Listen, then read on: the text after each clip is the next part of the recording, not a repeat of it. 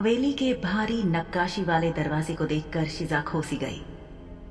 जो नौकरानी शार्दुल को उसका विलायती ओवरकोट पहनाने आई थी, उसके हाथ बहुत ही अजीब ढंग से कांप रहे थे, पर शिजा का ध्यान उस पर नहीं गया। शार्दुल की पैनी निगाहें उस नौकरानी पर ही टिकी थी। कोट पहनकर वो शिजा के साथ हवेली से बाहर निकल गया। शिजा के पास उसके पैरों की सुरक्षा के लिए जूते नहीं थे। वो ये याद करते हुए सिहर उठी कि पिछली बार कील और कांटा चुभने से उसके पैरों के तलवे कैसे जख्मी हो गए थे। शिजा अभी पूरी तरह ठीक भी नहीं हुई थी। जख्म और फिर बुखार ने उसके शरीर को कमजोर कर दिया था।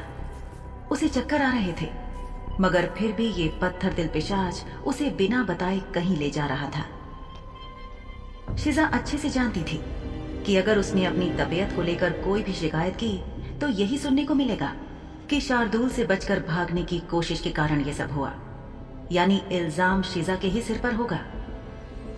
शार्दुल को हवेली से बाहर निकलते देख एक नौकर ने जल्दी से 4 सफेद घोड़ों वाली शाही बग्घी को दरवाजे के सामने खड़ा करने के लिए तैयार किया, जहां शार्दुल और शिजा खड़े थे।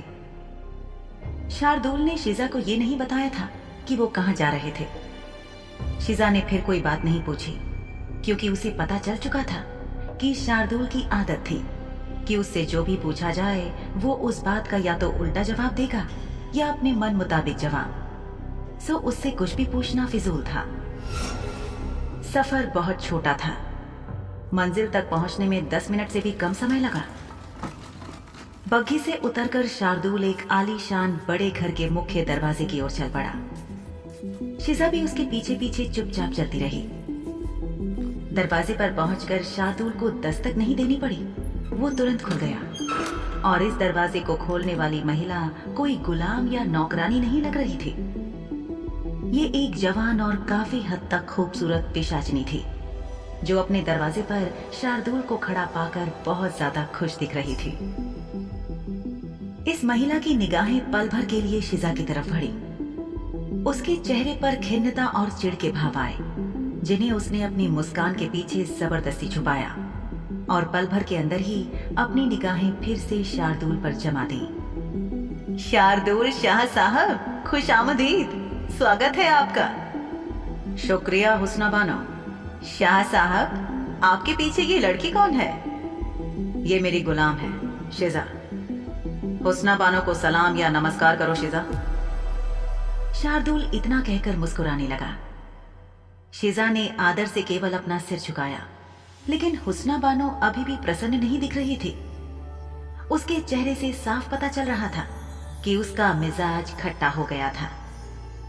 हुस्ना बानो नाम की पिशाचनी ने शिजा को सिर से पैर तक घूर के देखा। ये घूरना बिल्कुल वैसा था जैसे गुलाम खाने के पहरेदार घूरा करते थे। हुस्ना बानो ने अपना अगला सवाल पूछा, इसे आपने कब खरीदा? शार्दुल ने सामान्य स्वर में घर के अंदर प्रवेश करते हुए जवाब दिया, 2 दिन पहले। हुस्ना बानो शार्दुल से बात कर रही थी, पर उसकी नजरें शिजा के चेहरे पर जमी हुई थी। शार्दुल को अंदर आ गया पाकर वो उसे मुस्कुराकर बैठने का इशारा करके अपनी आवाज में शहद घोलकर बोली, क्या आप कुछ खाना चाहेंगे शाह साहब? मेरी नौकरानी ज़ैनब ने बहुत मजे का नाश्ता बनाया है आज। इतना कहकर हुस्ना ने ताली बजाई। शिजा को साफ नजर आ रहा था कि हुस्ना शार्दुल में बहुत ज्यादा दिलचस्पी ले रही थी। उसकी आंखों में शार्दुल के लिए आकर्षण और चाहत थी, जबकि शार्दुल के चेहरे पर केवल बोरियत के भाव थे। नहीं शुक्रिया, मैं नाश्ता करके आया हूं। शार्दुल ने इतना कहकर अपने ओवरकोट की जेब से एक रंग बिरंगे कागज में लिपटा तोहफा निकाला और हुस्ना की तरफ बढ़ाते हुए कहा, यह तुम्हारे लिए है। हुस्ना ने आगे बढ़कर वो तोहफा लिया और पल भर में रंगीन कागज हटा डाला। शिजा चौंक गई, क्योंकि ये वही पोशाक थी जो शार्दुल ने शिजा को पहनने के लिए कहा था। वही पीले फूलों वाली रेशमी पोशाक जिसे बाद में उतरवा भी लिया गया था। पोशाक को देखते ही शिजा की आंखें थोड़ी चौड़ी हो गईं। शार्दुल ने शिजा से कहा था कि ये किसी और के लिए थी, लेकिन शिजा ने कभी नहीं सोचा था कि उसने जो किया उसके लिए उसे शार्दुल के सामने हुस्ना का गुस्सा देखना पड़ेगा। दरअसल गुसल खाने में कपड़े बदलते वक्त गुस्से में शिजा ने इस पोशाक के धागे और तार खींचे थे। शिजा के माथे पर अदृश्य ठंडा पसीना छूट गया। वो सोच रही थी, क्या जान बचाने के लिए भाग जाना सही होगा या अब भागने के लिए बहुत देर हो चुकी थी। उसका चेहरा भावहीन था, लेकिन उसके दिल में डर, अनिश्चितता, पछतावा जैसे कई भावों का झंझावात चल रहा था। पोशाक को देखते ही हुस्ना चहक उठी। अरे, ये तो वही पोशाक है ना जिसे उस दिन हमने बाजार में देखा था। कितनी सुंदर पोशाक है। इतना कहकर उस पिशाचनी हुस्ना ने पोशाक को लहराया और उसकी खूबसूरती देखकर खुश होने लगी। एक तरफ हुस्ना पोशाक से खुश थी और उसकी तारीफें कर रही थी, वहीं दूसरी तरफ शिजा प्रार्थना करने लगी कि गुस्से में उसने जहां से पोशाक के धागे निकाले थे हुस्ना वो न देख पाए और शार्दुल इस सब से अनजान एक बेफिक्र मुस्कान अपने चेहरे पर सजाए खड़ा था, जैसे उसे पता था कि हुस्ना को ये पोशाक पसंद आनी ही थी। हुस्ना ने फौरन अपने नौकर को आवाज दी, दानिश। हुस्ना की आवाज देने पर एक आदमी आया जो अधेड़ उम्र का लग रहा था। वो एक इंसान था। उसकी पीठ झुकी हुई थी और उसका सिर लगातार नीचे था, यानी वो फर्श पर नजरें जमाए हुए था। हुस्ना ने कहा, शाह साहब, मैं ये पोशाक पहन कर आती हूँ, देखें ये मुझ पर कैसी लगती है। दानिश, तुम शाह साहब को बैठक में ले जाओ और शरबत नाश्ता वगैरह लाओ, मैं आती हूँ। इतना कहकर हुस्ना उस पोशाक को पहनने के लिए अंदर की तरफ चली गई।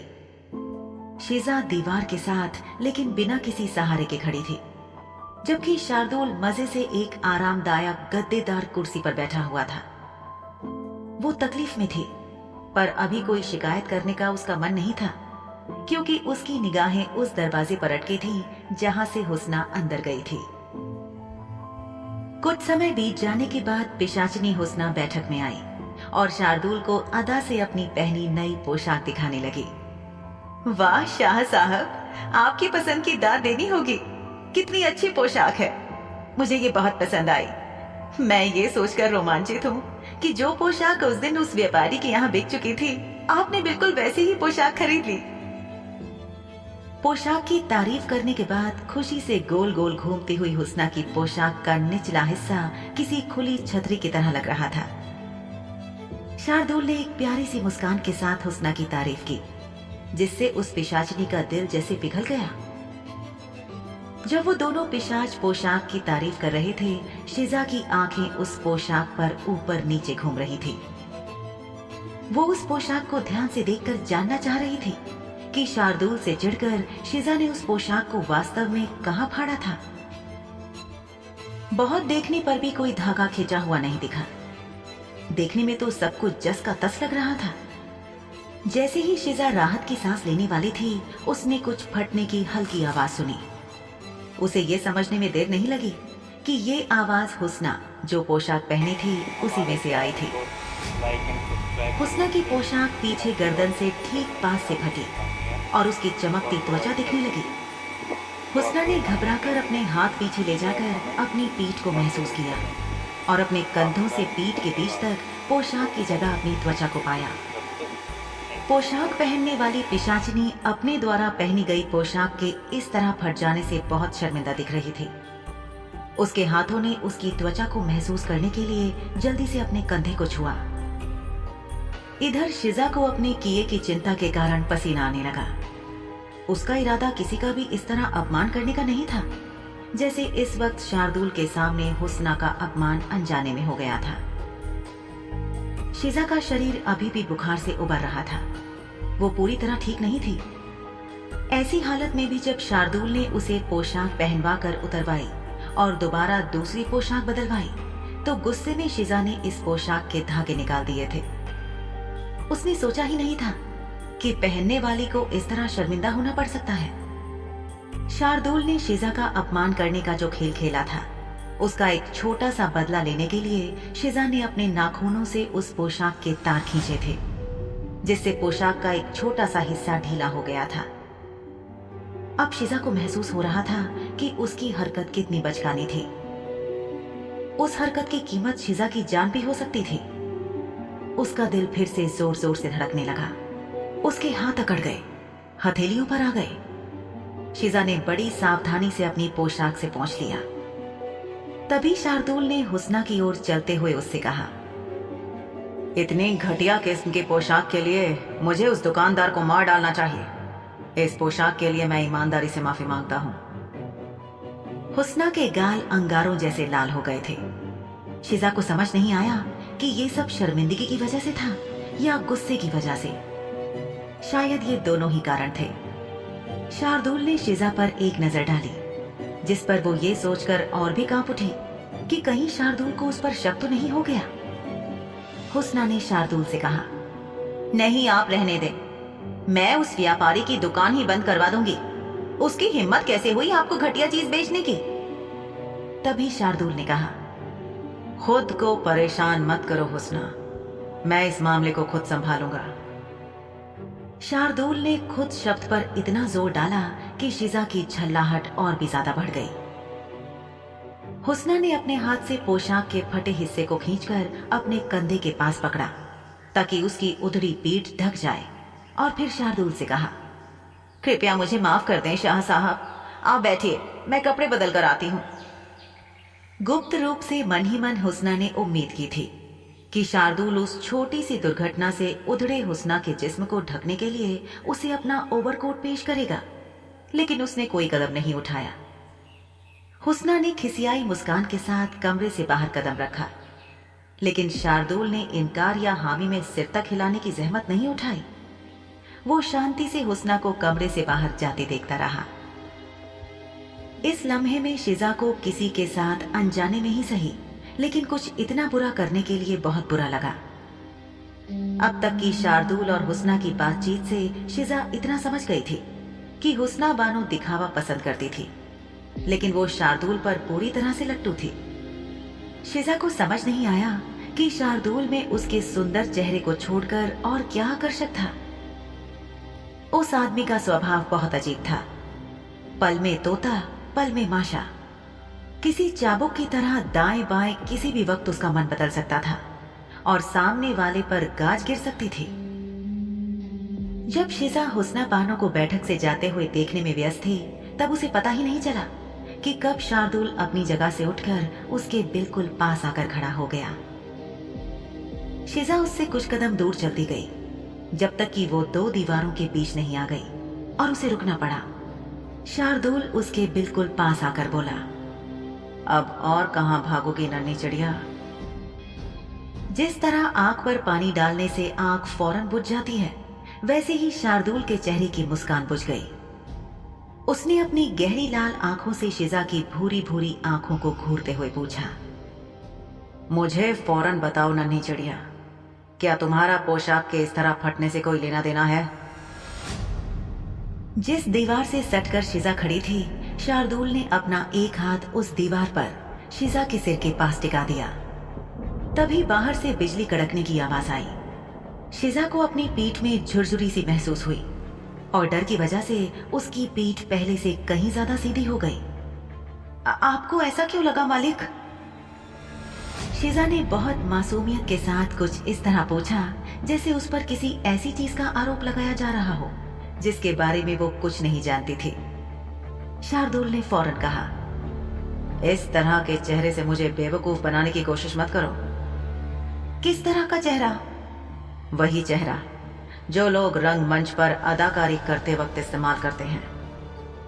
शिजा की आंखें इस रहस्य उद्घाटन पर आश्चर्य से फैल गईं। मुझे पता है शिजा कि तुम अपने गांव में रंगमंच पर अदाकारी करती थी, इसलिए मेरे धैर्य की परीक्षा ना लो और जब मैं तुमसे कोई सवाल पूछूं तो एक अच्छी नन्ही चिड़िया बनकर चुपचाप उन सवालों का जवाब दो। शिजा ने कभी सपने में भी नहीं सोचा था कि शार्दुल उसके बारे में भी जानता होगा।